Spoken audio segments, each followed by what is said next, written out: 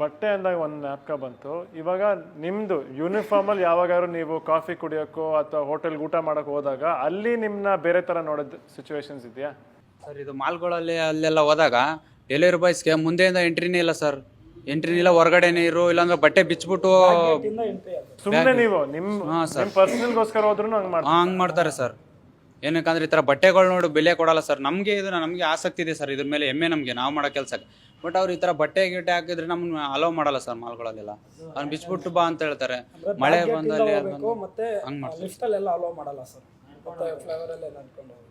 ಈಗ ಇನ್ನೊಂದು ಸಣ್ಣ ಪ್ರಶ್ನೆ, ನಿಮ್ಗಳಲ್ಲಿ ಯಾರು ಅಂದರೆ ನೀವೆಲ್ಲರೂ ಮಾಡಿದ್ದೀರಾ ಅಥವಾ ನಿಮ್ಗೆ ಗೊತ್ತಿರೋರು ಮಾಡಿದ್ದಾರೆ ಅಂತಲ್ಲ, ಇನ್ ಜನರಲ್ ನಿಮ್ಮ ಕಡೆಯಿಂದನೂ ಗೊತ್ತಿಲ್ಲದೇನೋ ತಪ್ಪುಗಳಾಗಿದೆಯಾ? ಇಲ್ಲ, ಇದಕ್ಕೆ ಆ್ಯಕ್ಚುಲಿ ನಾನೇ ಹೇಳ್ತೀನಿ ಸರ್. ನನಗೆ ಎಕ್ಸ್ಪೀರಿಯೆನ್ಸ್ ಆಗಿದೆ. ನಾನೇ ಆರ್ಡ್ರ್ ಮಾಡಿದೆ ಒಂದು ಸತಿ. ಆರ್ಡ್ರ್ ಮಾಡಿ ಮಾತಾಡಿದ್ರು. ಅವ್ರು ಮಾತಾಡಿ, ಸರ್ ಇಲ್ಲೇ ಮನೆ ಹತ್ರ ಇದ್ದೀನಿ, OTP ಹೇಳಿ ಅಂತ ಹೇಳಿದ್ರು. ಮುಂಚೆ ಕೆಲವು ಆರ್ಡ್ರಿಗೆ OTP ಬರ್ತದೆ, ಯಾಕೆ ಗೊತ್ತಿಲ್ಲ. ಸರ್ ಇಲ್ಲೇ ಮನೆ ಇದೆ, OTP ಹೇಳಿ, ನಾನು ಸೆಕ್ಯೂರಿಟಿ ಕೊಡ್ತೀನಿ ಅಂದರು. ನಾನು ಹೇಳಿದೆ, ನಾನು ನೋಡಲ್ಲ ಅಂದ್ಬಿಟ್ಟು OTP ಹೇಳಿದೆ. ಸಡನ್ನಾಗಿ ಆರ್ಡರ್ ಡೆಲಿವರ್ಡ್ ಅಂತ ಬಂತು. ಆರ್ಡ್ರ್ ಬಂದಿಲ್ಲ, ಇದು ಬಂದಿಲ್ಲ. ಅವ್ರು ಫೋನ್ ಮಾಡಿದ್ರೆ ಫೋನ್ ತೆಗಿತಿಲ್ಲ. ಆ ಥರ ನನಗೆ 3 ಸತಿ ಆಗಿದೆ ಸರ್. 3 ಸತಿ ನಾನು ಆರ್ಡ್ರ್ ಮಾಡಿದ್ದೀನಿ, ಆರ್ಡ್ರ್ ನನಗೆ ರೀಸ್ ಆಗಿಲ್ಲ. ಹಂಗೂ ನನಗೆ ಗೊತ್ತಿತ್ತು, ರಿಪೋರ್ಟ್ ಮಾಡಿದ್ರೆ ಸುಮ್ಮನೆ ಏನಾಯ್ತು, ನಾನು ಬಿಟ್ಟೆ ಅಷ್ಟೇ. ಇನ್ನೊಂದು ಏನು ಅಂದ್ರೆ ಆ ಥರ ಯಾಕೆ ಈ ಥರ ಆಗುತ್ತೆ ಅಂದ್ರೆ ನಿಮ್ಗಳಿಗಿರೋ ಪ್ರಾಬ್ಲಮ್ ಹಸಿವಿರುತ್ತಾ ಏನು ಅಂತ ನನಗೆ. ಒಂದು ಬ್ಯಾಚ್ ಆರ್ಡರ್ ಇರುತ್ತೆ ಸರ್. ಒಂದು ನಂಬರು ಇವಾಗ ನಮ್ಮ ಮನೆ ನಂಬರು 97 ಅಂತ ಇರುತ್ತೆ, 92 ಇರುತ್ತೆ. ನಾವೇನು ಮಾಡ್ತೀರಿ ಅರ್ಜೆಂಟಿಗೆ, ಹೌದಾ, ಅರ್ಜೆಂಟಿಗೆ ನಾವೇನು ಮಾಡ್ತೀರಿ ಅಂದರೆ ಅದನ್ನ ಈ ನಂಬರ್ ಕನ್ಫ್ಯೂಸ್ ಆಗಿ ಅಲ್ಲಿ ಇಕ್ಬಿಟ್ಟಿರ್ತೀರಿ. ನಾವು ಕಾಲ್ ಮಾಡಿರ್ತೀರಿ, ಇಲ್ಲಿ ಇಕ್ಬಿಟ್ಟು ಹೋಗಪ್ಪ ಅಂತೀರಿ. ನಮ್ಗೆ ಇನ್ನೊಂದು ಆರ್ಡ್ರ್ ಕೊಡಬೇಕು ಅಂತ ಟೆನ್ಷನ್ನಲ್ಲಿ ಇರ್ತೀರಿ. ಅದು 72ನಲ್ಲಿ ಏನು ಮಾಡ್ತೀವಿ, 71ಗೆ ಇಕ್ಬಿಟ್ಟಿರ್ತೀರಿ. ಬ್ಯಾಚ್ ಆರ್ಡರ್ ಇರುತ್ತಲ್ಲ ಸರ್, ಅದಕ್ಕೆ ಏನಾಗುತ್ತೆ, ಕನ್ಫ್ಯೂಸ್ ಆಗಿ ಇಲ್ಲಿ ಇಕ್ಬಿಟ್ಟು ಹೋಗ್ಬಿಡ್ತೀರಿ. ಆಮೇಲೆ ತಿರ್ಗಾ ಹೋದಾದ್ಮೇಲೆ ಅವ್ರು ಕಸ್ಟಮರ್ ಕಾಲ್ ಮಾಡೇ ಮಾಡ್ತಾರೆ, ಈಗ ಯಾವ ನಂಬರ್ಗಪ್ಪ ಇಕ್ಕಿದೆಯಾ ಹಂಗೆ ಅಂದಾಗ. ಅವಾಗ ಮಿಸ್ಟೇಕ್ ಆದಾಗ ನಾವೇ ಒಪ್ಕೊತೀರಿ ಸರ್. ಕೆಲವ್ರು ಹಂಗಲ್ಲ, ಕರೆಕ್ಟಾಗಿ ಇಕ್ಕಿದ್ರು ಅವ್ರು ಎತ್ಕೊಂಡು ಒಳಗಡೆ ಇಕ್ಬಿಟ್ಟು ನಿಮ್ಗೆ ಇಕ್ಕೇ ಇಲ್ಲ ಅಂತಾರೆ. ನನಗೂ ಆ ಥರ ಆಗಿದೆ ಸರ್. CCTV ಕ್ಯಾಮ್ರಾ ತೆಗೆದು ನೋಡಾದ್ಮೇಲೆ ಕಸ್ಟಮರ್ ಹತ್ರನೇ ಇದೆ ಫುಡ್ಡು. ಸುಮ್ಮನೆ ಬ್ಲೇಮ್ ಮಾಡ್ತಾರೆ ಸರ್. ಎಲ್ಲ ಕಡೆನೂ ಅಷ್ಟೇ, ಬೇಕಂತ ನಾವು ಮಾಡಲ್ಲ.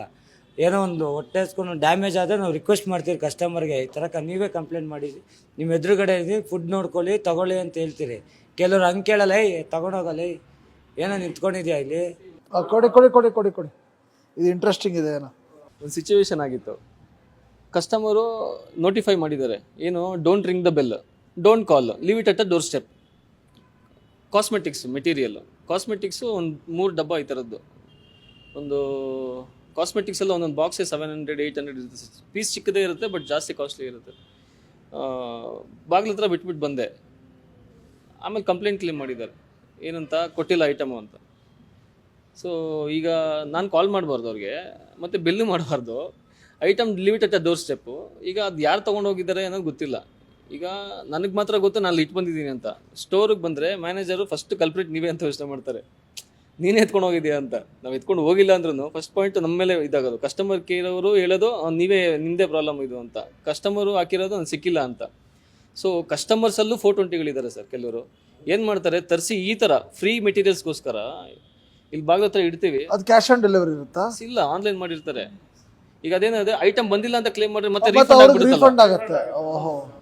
ಸೊ ಕಸ್ಟಮರ್ಸು ಹಿಂಗೂ ಗಿಮಿಕ್ ಮಾಡ್ತಾರೆ. ಅವಾಗ ಏನಾಗುತ್ತೆ, ಈಗ ಎಕ್ಸಾಂಪಲ್ ನಾನು 800 1000 1,500 ನನ್ನ ಜೀವನ ವೃತ್ತಿ ಏನಿದೆ ಫುಲ್ ಡೇ ಮಾಡಿರ್ತೀನಿ, ಪೆಟ್ರೋಲ್ ಹಾಕ್ಕೊಂಡು ಬೀದಿಲಿ ಸುತ್ತಿ ಬಿಸಿಲಲ್ಲಿ. ಈಗ ಈ ಕಲರ್ ಇದ್ದೀವಿ, ಆ್ಯಕ್ಚುಲ್ ಕಲರ್ ಇದ್ದಿದ್ದು ನಾನು.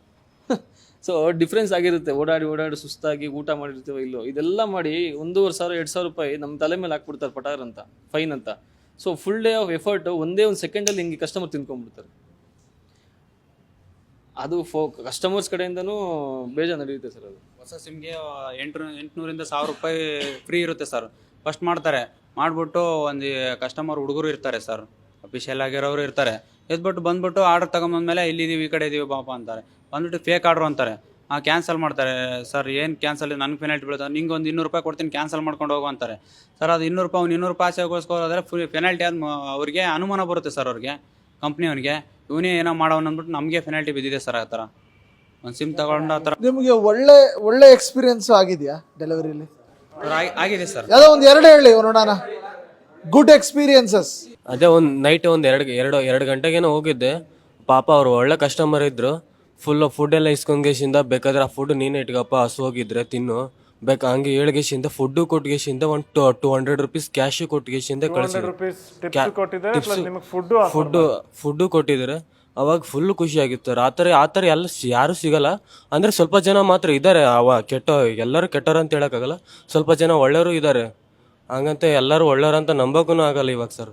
ಇನ್ನು ಬೇರೆ ಯಾರಿಗಾನ ಇದೆಯಾ ಒಳ್ಳೆ ಒಳ್ಳೆ ಎಕ್ಸ್ಪೀರಿಯನ್ಸ್? ಎಕ್ಸ್ಪೀರಿಯನ್ಸ್. ಸರ್ ಮುಸ್ಲಿಮ್ಸ್ ಅವರು ಒಳ್ಳೆ ಸರ್, ಅವ್ರು ನೋಡಿ ನಾನು ಖುಷಿ ಆಗ್ಬಿಟ್ಟೆ. ಎಲ್ಲರೂ ಇದೇ ಥರ ಇರಲ್ಲ, ಎಲ್ಲರೂ ಒಳ್ಳೆಯವರು ಇರ್ತಾರೆ ಅಂತ. ಏನಕ್ಕಪ್ಪ ಬರೋಕೋದೆ, ನನಗೆ ಫೋನ್ ಮಾಡೋರು ಬರ್ಬೇಕಂದ್ಬಿಟ್ಟು ಮೇಲೆ ಕರೆಸಿ 200 ರೂಪಾಯಿ ಕೊಟ್ಬಿಟ್ಟು ತಣ್ಣೀರು ತಗೊಂಬಂದು ಕೊಟ್ಟು ಖುಷಿಯಾದೆ ಸರ್ ನಾನು ಅವ್ರು ನೋಡ್ಬಿಟ್ಟು. ಅವ್ರು ಮತ್ತೆ ಜಯನಗರದಲ್ಲಿ ಒಬ್ಬರು ಅಂಕಲ್ ರೋಡಲ್ಲಿ ನಿಂತ್ಕೊಂಡವ್ರು ನಾನು ಬರೋದು ಕಾಯ್ತವ್ರೆ, ಯಾರಪ್ಪ ಇವರು ಕಳ್ಳನ ಥರ ನಿಂತ್ಕೊಂಡವ್ರು ಅಂತ ನನಗೆ ಅನುಮಾನ ಆಯಿತು. ನೋಡಿದ್ರೆ ಅವರು ಟಿಪ್ಸ್ ಕೊಟ್ಬಿಟ್ಟವ್ರು ಸರ್, ನನಗೆ 250 ಟಿಪ್ಸ್ ಕೊಟ್ಟು ಖುಷಿಯಾಗಿ ಕಳ್ಸರ್ ಸರ್. ನನಗೆ ಆಚೆನೇ ಬಂದು ನಿಂತ್ಕೊಂಡಿದ್ರು. ಒಬ್ಬೊಬ್ಬ ಕಸ್ಟಮರ್ ಆಚೆನೂ ಬರಲ್ಲ ಸರ್, ಅವ್ರನ್ನ ನಾವು ಹುಡುಕಾಡ್ಬೇಕು. ನಾವು ಎಲ್ಲಿಂದನೋ ಬಂದಿರ್ತೀವಿ, ನೈಟು ಹೊರಗಡೆ ಬಂದರೆ ನಮ್ಗೆ ಎಷ್ಟೋ ಖುಷಿ ಆಗುತ್ತೆ ಸರ್.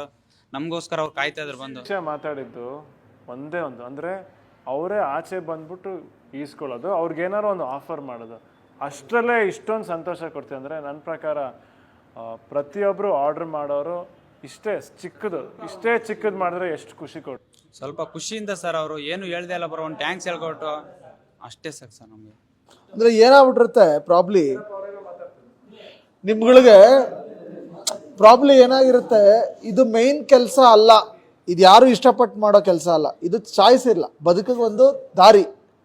ಸೊ ಈ ಕೆಲಸ ಮಾಡೋದು ನಿಮಗೆ ಒಳಗಡೆ ಒಂದಷ್ಟು ಫ್ರಸ್ಟ್ರೇಷನ್ಗಳು, ಗೊಂದಲಗಳು, ಒದ್ದಾಟಗಳು ಇರುವಾಗ ಇನ್ನು ನಾವು ತಗೊಳ್ಳೋರು ಆ ಥರ ಮುಖ ಇಟ್ಕೊಂಡು ಆ ಥರ ಟ್ರೀಟ್ ಮಾಡಿಬಿಟ್ಟಾಗ ಕಾನ್ಫಿಡೆನ್ಸೇ ಬಿದ್ದೋಗ್ಬಿಡುತ್ತಲ್ಲ. ಸೊ ಕಾನ್ಫಿಡೆನ್ಸ್ ಬೀಳಿಸ್ಬಾರ್ದು. ಬೇಸಿಕಲಿ ಏನಂದರೆ ಮನುಷ್ಯನ ಕಾನ್ಫಿಡೆನ್ಸ್ನ ಅವನು ಬೀಳಿಸ್ಕೋಬಾರ್ದು, ಎದುರುಗಡೆ ಇರೋನು ಅದನ್ನು ಬೀಳಿಸ್ಬಾರ್ದು. ನೀವು ಯಾರು ನಾನು ಡೆಲಿವರಿ ಬಾಯ್ ಆಗಬೇಕು, ನಾನು ಇದನ್ನೇ ಮಾಡಬೇಕು ಅಲ್ಲ. ಇದು ಜೀವನದ ಒಂದು ಪರಿಸ್ಥಿತಿ, ಒಂದು ಘಟ್ಟ, ಒಂದು ಜವಾಬ್ದಾರಿ, ಮನೆ ಕಮಿಟ್ಮೆಂಟು, ಇನ್ನೊಂದು ಮತ್ತೊಂದು. ಸೊ ಈ ಟೈಮಲ್ಲಿ ನಿಮ್ಗಳಿಗೂ ಸಾವಿರಾರು ಥರ ತಲೆಯಲ್ಲಿ ಓಡ್ತಿರುತ್ತಲ್ಲ, ಆದಷ್ಟು ಬೇಗ ನಾನು ಅಂದ್ಕೊಂಡಿದ್ದು ಸಾಧಿಸ್ಬೇಕು, ನನ್ನ ಗುರಿಗೆ ಹೋಗ್ಬೇಕು, ನನ್ನ ಅಚೀವ್ಮೆಂಟ್ ಮಾಡಬೇಕು. ಬೇರೆ ಕೆಲಸಕ್ಕೆ ಆ ಕೆಲಸಕ್ಕೆ ಹೋದ್ರೆ ಮುಟ್ಟಲ್ಲ, ಮೈಯೆಲ್ಲ ಕೈಯೆಲ್ಲ ಧೂಳು ಅಂದ್ಬಿಟ್ಟು ನಾವು ಈ ಕೆಲಸಕ್ಕೆ ಬಂದಿರೋ ಸರ್. ಏನೋ ಒಂದು ದುಡಿಬೋದು, ಒಂದು ಕಷ್ಟ ಬಿದ್ದರೆ ದುಡಿಬೋದು ಅಂದ್ಬಿಟ್ಟು ಇದ್ರಲ್ಲಿ ಬಂದಿರೋ ಸರ್. ಎಷ್ಟು ತುಂಬ ಕೆಲಸ ಮಾಡಿದ್ದೀವಿ ಸರ್ ನಾವು. 2nd ಇಯರ್ ಕಂಪ್ಲೀಟ್ ಮಾಡಿದ್ದೀವಿ. ಈ ಕೆಲಸಲ್ಲಿ ಒಂದು ನಿಯತ್ತಿದೆ ಸರ್, ಒಂದು ಗೌರವ ಇದೆ ಅಂದ್ಬಿಟ್ಟು ಮಾಡ್ತೀವಿ. ಬಟ್ ಅವ್ರು ನಮ್ಗೆ ಗೌರವ ಕೊಟ್ಟರೆ ನಮ್ಗೆ ಈಗ ಏನು ಗೊತ್ತಾ, ಗೌರವ ಅನ್ನೋದು ಹೆಂಗಾತ್ ನೋಡಿ. ಈಗ ನೀವು ಮಾಡ್ತಾ ಇರೋದು ಗೌರವ ಅನ್ನೋದು ಕೆಲಸನೇ. ಇನ್ನೊಬ್ರು ಕೊಟ್ಟ ತಕ್ಷಣ ಈ ಕೆಲ್ಸಕ್ಕೆ ಗೌರವ ಬರಲ್ಲ. ನೀವು ಅದನ್ನು ಗೌರವದಿಂದ ಮಾಡ್ತಾ ಇರೋದ್ರಿಂದ ಆ ಕೆಲ್ಸಕ್ಕೆ ಗೌರವ. ಈಗ ನಾನು ನಿಮಗೆ ಮರ್ಯಾದೆ ಕೊಟ್ಟ ತಕ್ಷಣ ಈ ಕೆಲಸಕ್ಕೆ ನಿಮಗೆ ಗೌರವ ಬಂದಿದ್ದಲ್ಲ. ನೀವು ಆಲ್ರೆಡಿ ಗೌರವಾನ್ವಿತವಾಗಿ ನಡ್ಕೋತಾ ಇದ್ದೀರಾ, ನಿಮ್ಮ ಡ್ಯೂಟಿನ ಆನೆಸ್ಟಾಗಿ ಮಾಡ್ತಾ ಇದ್ದೀರಾ, ಅಲ್ಲೇ ನಿಮಗೆ ಗೌರವ ಬಂದಾಯಿತು, ನೀವು ಮಾಡ್ತಿರೋ ಕೆಲಸಕ್ಕೂ ಗೌರವ ಬಂದಾಯಿತು. ನಮ್ಮದು ಒಂದು ಥರ್ಡ್ ಆಪ್ಷನ್, ನಾವುಗಳು 3ನೇ ವ್ಯಕ್ತಿಗಳು. ನಾವು ಗೌರವ ಕೊಡ್ದಿದ್ದ ತಕ್ಷಣ ನಿಮ್ಮ ಗೌರವ ಏನು ಇಳಿಯಲ್ಲ, ನಾವು ಕೊಟ್ಟ ತಕ್ಷಣ ನಿಮ್ಮ ಗೌರವ ಇರಲ್ಲ. ನಿಮ್ಮ ಗೌರವ ನೀವೇ ಕಾಪಾಡ್ಕೊಂಡು ಆಗಿದೆ. ಸೊ ಬಂದು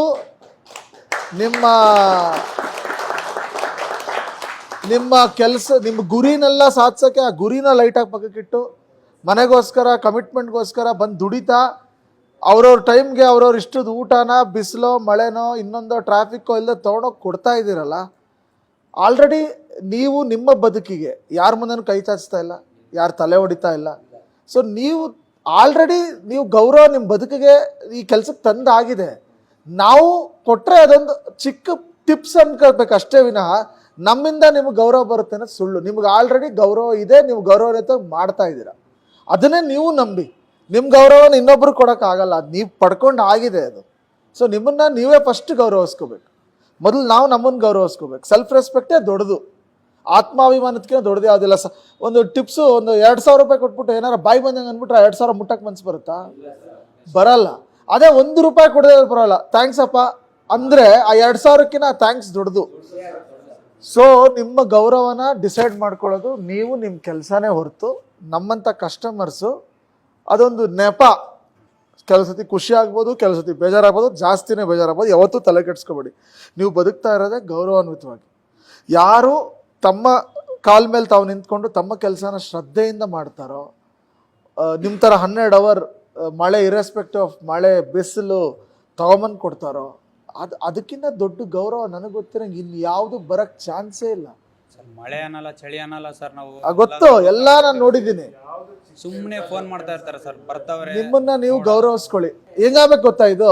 ಈಗ ನಿಮ್ಗೇನೋ ಒಂದು ಅವಮಾನ ಆಯ್ತೋ, ಪ್ರಾಬ್ಲಮ್ ಆಯ್ತೋ, ನೀವು ನಿಮ್ಮ ಫ್ರೆಂಡ್ಸ್ ಹತ್ರ ಹಂಚ್ಕೊಂಡಾಗ ಅವ್ರು ನಿಮಗೆ ಧೈರ್ಯ ತುಂಬಿ ಗೌರವ ಕೊಟ್ಟರೆ ಸಾಕು. ನಿಮಗೆ ನೀವು ಗೌರವ ಕೊಟ್ಕೊಂಡು ಹೋಗ್ತಾ ಇದ್ರೆ ಅದೇ ಫೋರ್ಸು. ನಮ್ದೆಲ್ಲ ಏನಂದರೆ ಒಂದು ಆ್ಯಡ್ ಆನ್ ಅಂತೀವಲ್ಲ, ಒಂದು ನಮ್ಮಿಂದ ನಿಮಗೆ ಗೌರವ ಬರೋದಂತ ನಾನು ನಂಬೋದಿಲ್ಲ. ನಿಮ್ಗೆ ಆಲ್ರೆಡಿ ಗೌರವ ಇದೆ, ನೀವು ಸಂಪಾದಿಸ್ಕೊಂಡಿದ್ದೀರಾ. ನೀವು ಸಮಾಧಾನ ಮಾಡ್ಕೋತೀರಲ್ಲ. ಒಬ್ರು ಹೇಳಿದಾಗ ಒಬ್ರು ಯಾರೋ ಒಳ್ಳೆ ಕಸ್ಟಮರ್ ಸಿಕ್ಕಿದ್ದು ಹೇಳ್ತಾರೆ, ಅದೆಲ್ಲ ಆಗತ್ತೆ.